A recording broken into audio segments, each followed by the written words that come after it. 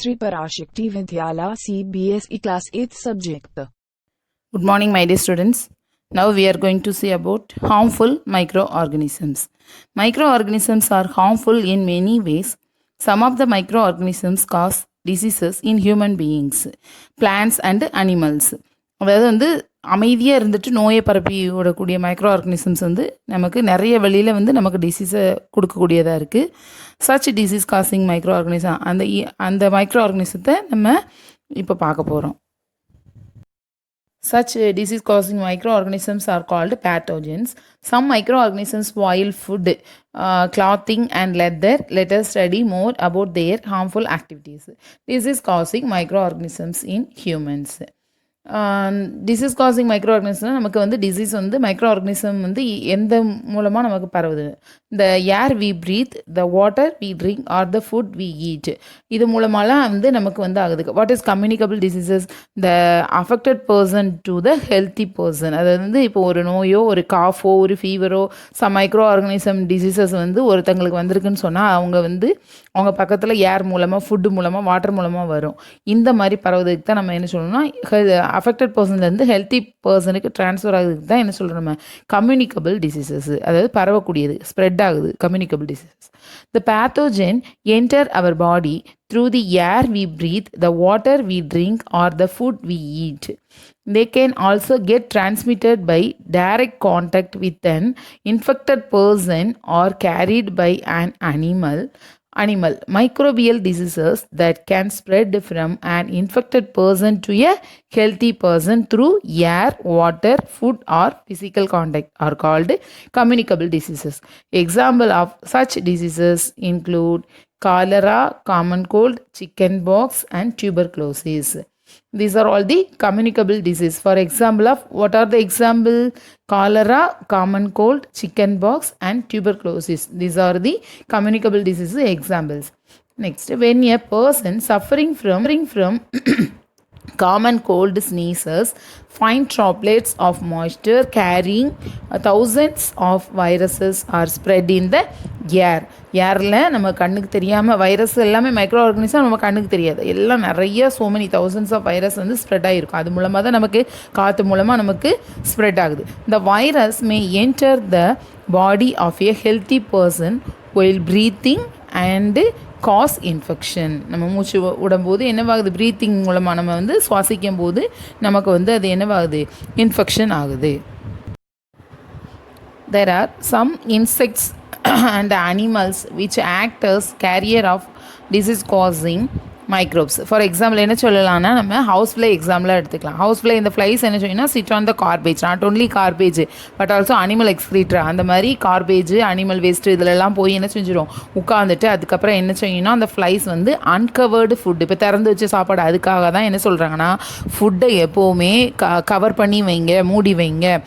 ஃபுட்டை வந்து அன்கவர்டாக இருந்தால் ஈஸியாக இந்த மாதிரி ஃப்ளைஸ் எல்லாம் உட்காந்து பேத்தோஜனை வந்து ட்ரான்ஸ்ஃபர் பண்ணிட்டு போயிடும். அதாவது அதை நம்ம சாப்பிட்டோம்னா அந்த கண்டாமினேட்டட் ஃபுட் அது வந்து நமக்கு என்னவாயிரும்? ஃபுட் பாய்சன் அந்த மாதிரி வந்து பெரிய டிசீசஸை உருவாக்கக்கூடியது. அதனால தான் ஃபுட்டை வந்து எப்போவுமே கவர் பண்ணி வைக்கணும். அதுக்கப்புறம் இந்த ரோட் சைடு எல்லாம் வந்து அன்கவர்டு ஃபுட் இருந்துச்சுன்னா என்ன செய்யக்கூடாது? அதை வாங்கி நம்ம சாப்பிடக்கூடாது. அதுக்காக நம்ம அதை அவாய்ட் பண்ணணும் அப்படின்னு சொல்கிறது.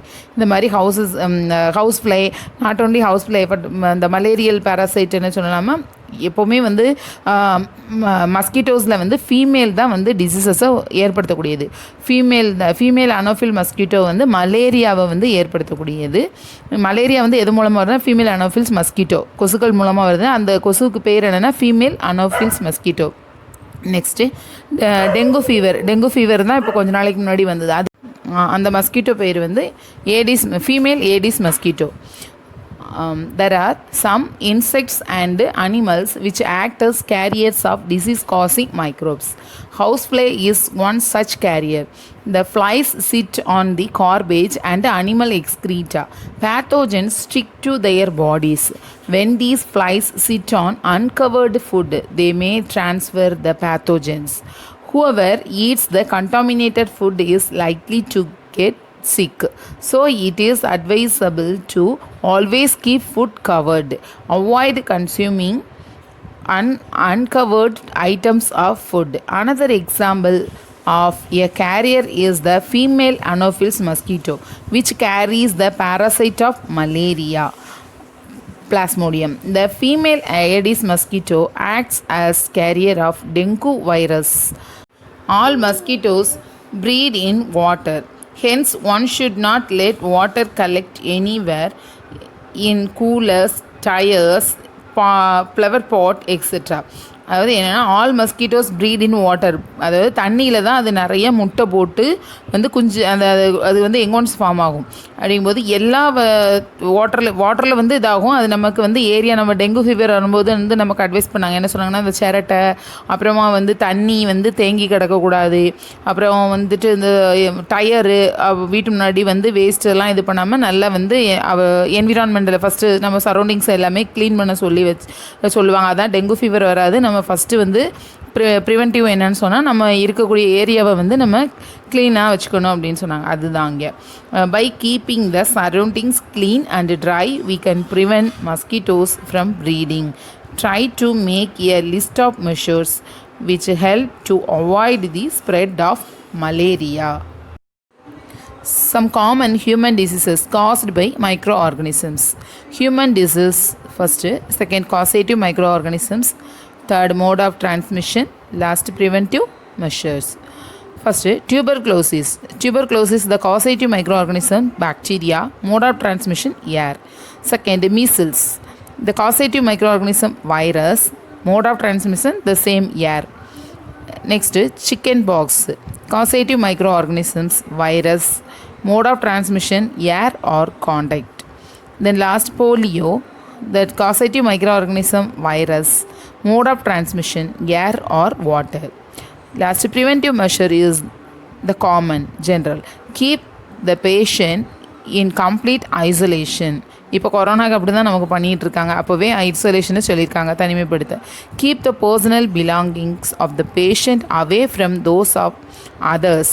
Vaccination to be given at suitable age. வயசுக்கு தகுந்தாப்பில் நமக்கு வேக்சினேஷன் கொடுக்க சொல்லியிருக்காங்க, ஊசி. நெக்ஸ்ட்டு காலரா, அந்த causative microorganism, bacteria. The mode of transmission, water or food. Next, typhoid. Typhoid, the causative microorganism is bacteria. Mode of transmission is water. The general, that is the preventive measure, maintain personal hygiene and good sanitary habits. Consume properly cooked food and boil drinking water. Vaccination.